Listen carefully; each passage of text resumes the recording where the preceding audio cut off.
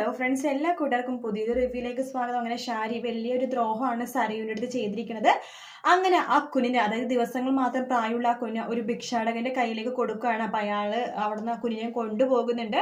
അതിനുശേഷമായിരിക്കും നമ്മുടെ സരയു എഴുന്നേറ്റ് കുഞ്ഞിനെ കാണുന്നില്ല. ഓ, അവരെടുത്തുകൊണ്ട് പോയിട്ടുണ്ടാവും ആ ഷാരി, അല്ലെങ്കിൽ എൻ്റെ അച്ഛൻ എന്ന് പറഞ്ഞ അവർ ഭ്രാന്ത് പിടിച്ച എന്താ ചെയ്യുക എന്നൊക്കെ പറഞ്ഞിട്ട് സരയു നേരത്തേക്ക് പോകണം. അമ്മ, എൻ്റെ കുഞ്ഞിനെ കണ്ടു? ഇല്ല മോളെ, ഞാൻ കണ്ടില്ല എന്ന് ഷാരി മുഖത്ത് നോക്കി പച്ച കള്ളം പറഞ്ഞു. അമ്മേ, ഇത് നുണ പറയരുത്, അന്നത്തെ പോലെ കുഞ്ഞിനെ എടുത്തിട്ട് മാറ്റിയോ, എന്നിട്ട് ഓർമ്മയില്ലാണ്ടിട്ടായിരിക്കും റൂമിൽ ഉണ്ടാകും എന്നൊക്കെ പറഞ്ഞിട്ട് സരി റൂമിൽ നോക്കുമ്പോൾ കുഞ്ഞിനെ കാണുന്നില്ല. സരിയുടെ മനസ്സ് ശരിക്കും പെടക്കുവാട്ടോ.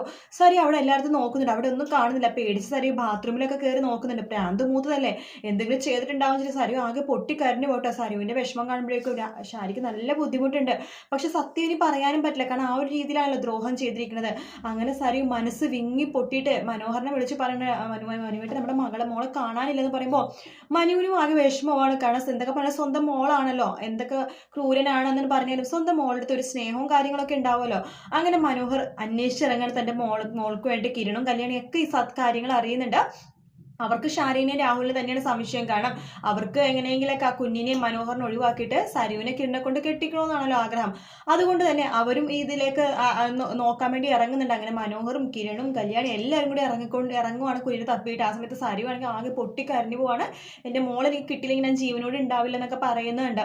അങ്ങനെ മനോഹറും അതുപോലെ കിരണും കല്യാണിയൊക്കെ കൂടിയിട്ട് ആ കുഞ്ഞിനെ കണ്ടുപിടിക്കണം. വളരെ പെട്ടെന്ന് തന്നെ കണ്ടുപിടിക്കുന്നുണ്ട്. പോലീസുകാരെയൊക്കെ വിവരം അറിയിച്ച് പെട്ടെന്ന് തന്നെ കണ്ടുപിടിക്കുന്നുണ്ട്. അങ്ങനെ സരുവിന്റെ കൈകളിലേക്ക് വീണ്ടും കുഞ്ഞിനെ എത്തിക്കുകയാണ്. പക്ഷേ ഈ കുഞ്ഞിനെ ആരാണ് തട്ടിക്കൊണ്ട് പോയതെന്ന് സരുവിന് അപ്പോഴും അറിയില്ല. ഏതൊരു ഭിക്ഷാടകൻ വന്നിട്ട് എടുത്തുകൊണ്ട് പോയെന്ന് മാത്രമേ സരു അപ്പോഴും മനസ്സിലാക്കുള്ളൂ. തന്റെ അച്ഛനും അമ്മയുടെ പുറകെ അത് മനസ്സിലാക്കട്ടോ. പക്ഷെ മനോഹറിനും കിരണിനും കല്യാണിക്കൊക്കെ മനസ്സിലായി, സേനനൊക്കെ മനസ്സിലായി ഇതിന്റെ പുറകിൽ രാഹുലിന്റെ ബുദ്ധി തന്നെയാണെന്നുള്ള കാര്യം. എന്തായാലും നമ്മുടെ സരുവിന്റെ കുഞ്ഞിനെ അന്വേഷിച്ചുകൊണ്ടിരിക്കുന്ന ഭാഗമായിരിക്കും നാളത്തെ എപ്പിസോഡിൽ കാണാൻ പോകുന്നത്.